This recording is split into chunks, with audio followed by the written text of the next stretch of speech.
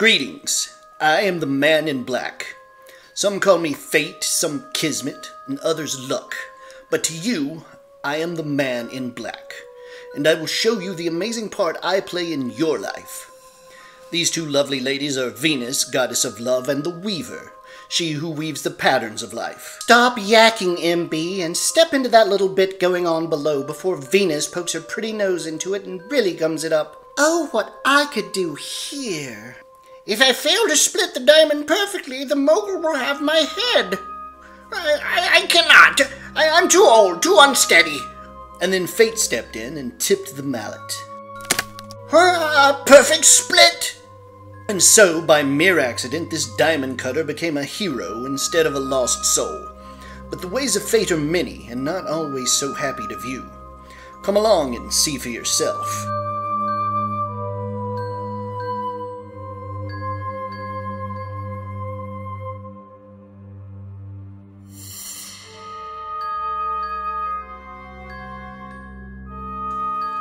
Some people accept their fate, some battle it, and others, trying to shape it to their own ends, only seal it with their downfall.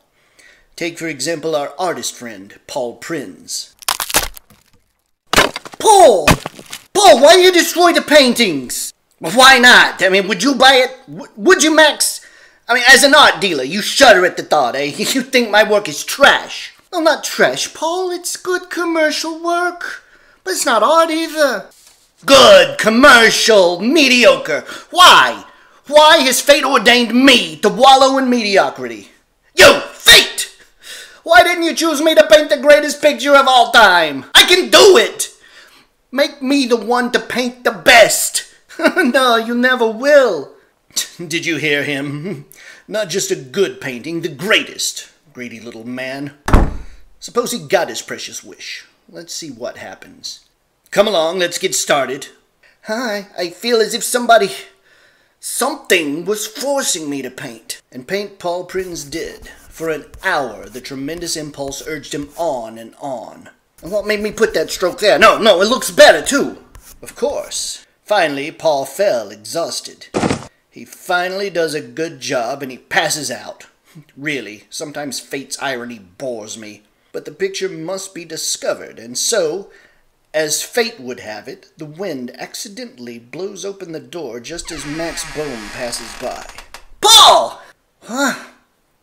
Oh, Max. What happened? I don't know. I was passing and Paul? Paul, that painting. It's magnificent. Who's the subject? I don't know. I hardly remember painting it. Oh, no?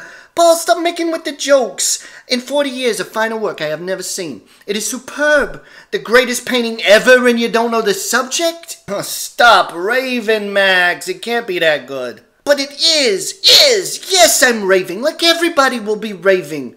Paul, I tell you, this is the greatest picture ever done. You'll see. I will prove it. Astute showman that he was, Max Bohm exhibited the painting to its best advantage, and in a mere few weeks the Cytherea, as it was called, became the most famous painting in the world.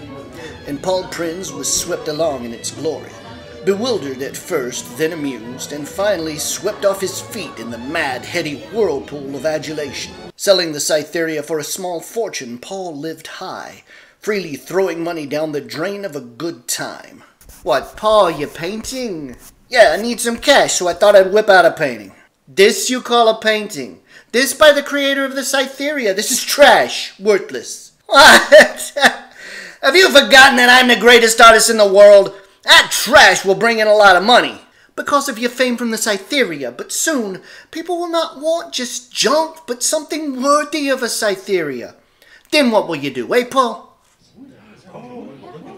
But pompous and conceited, Paul kept tossing his money away, selling a painting now and then, but like Max predicted, soon nobody wanted anything less than a Cytherea. And one day there was no more money, and Paul Prinz had to borrow. I'm sorry, Paul, but I'm already holding your notes for 6,000. I can't lend you more. One after another, his friends gave him no more, and then they stopped being friends. Sorry, sir, there's no answer? I don't need them. I can paint. I was careless before. I'll show them now. I'll paint another masterpiece. And so, once again, Paul Prins painted seriously. But this time, fate did not guide his strokes.